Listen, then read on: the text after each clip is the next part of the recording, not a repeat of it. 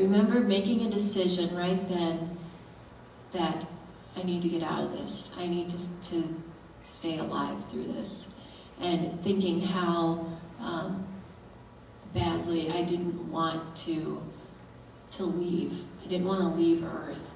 I wanted to stay with Aaron and live my life and not end it right there in a cornfield at the age of 31. And I really felt like that was a decision that I made. It would have been very easy just to go to sleep and just to let the suffocation, take over.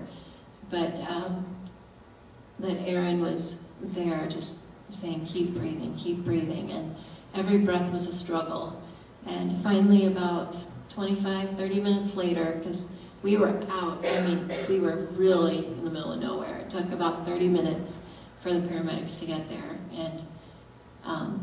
and that was it. I remember sliding into the ambulance on the big gurney that they had, and woke up a couple of days later in Colorado. They had flown me to Colorado to a level 1 trauma center.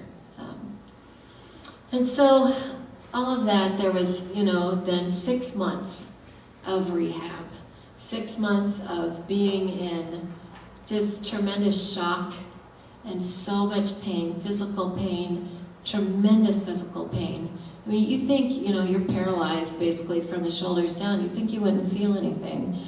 But the pain found its way into my brain, and it was just excruciating. There were, just arm braces. I was on a ventilator for 2 months with a machine breathing for me because the muscles around my lungs were so weak, and I had pneumonia, and my lungs collapsed, and all of that. There was this crazy 40-day period of time when I didn't sleep. Really, I didn't sleep for like 40 days. And having that tremendous sleep deprivation combined with intense pain and medication, I never knew there was so much medication in the world.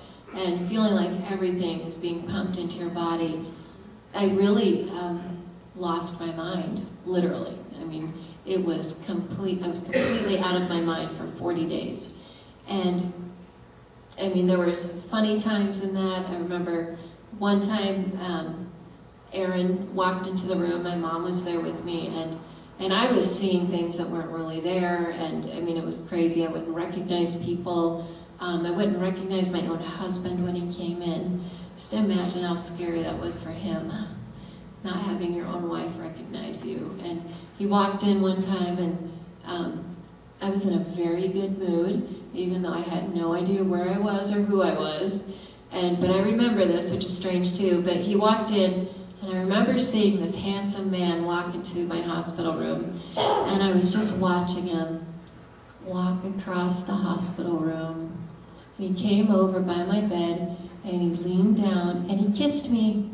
And I was so happy that this handsome man had just walked into my room and had leaned down and kissed me. And then he walked out. He said, "Oh, I'll be right back." And he walked out.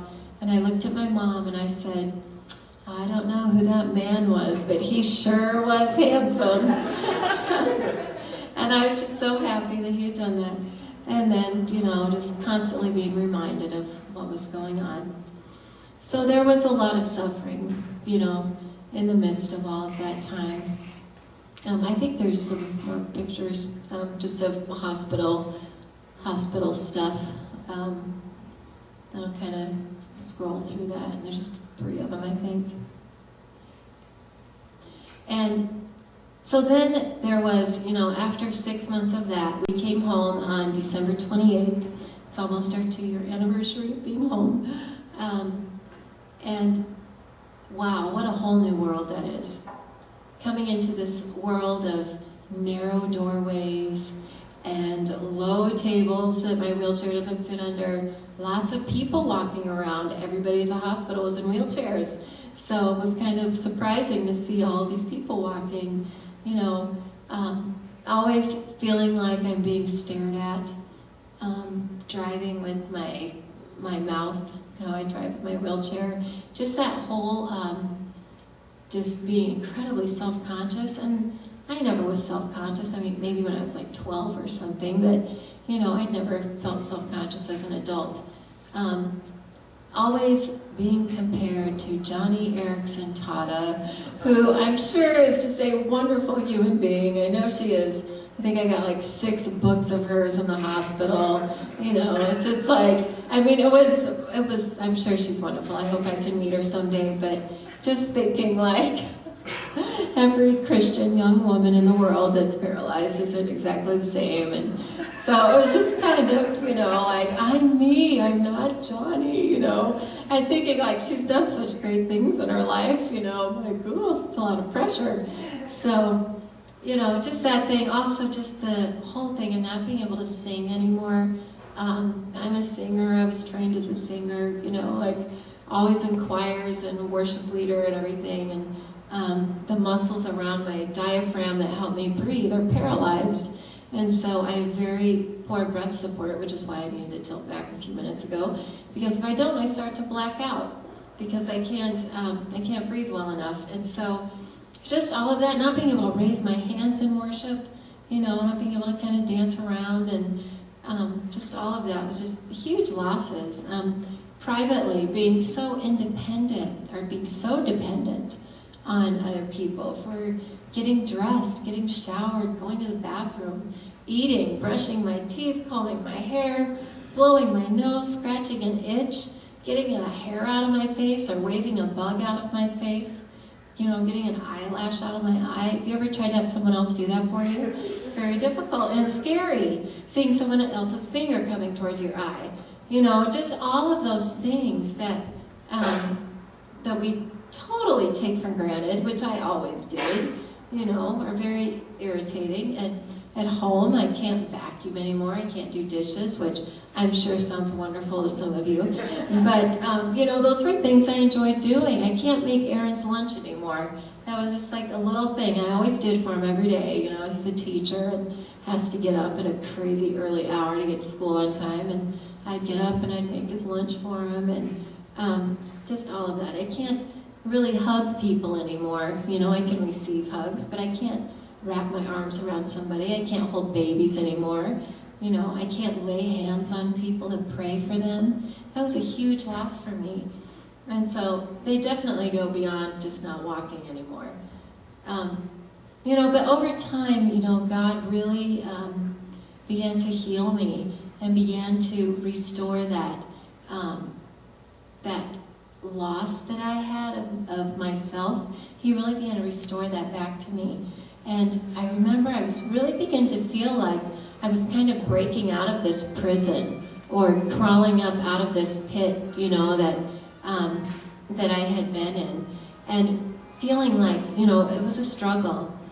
But slowly, you know, with people kind of throwing ropes to me, you know, just metaphorically speaking, just starting to kind of get over the edge of the pit, and really feeling like I was breaking out of that, and I was preaching again and counseling again and all of that.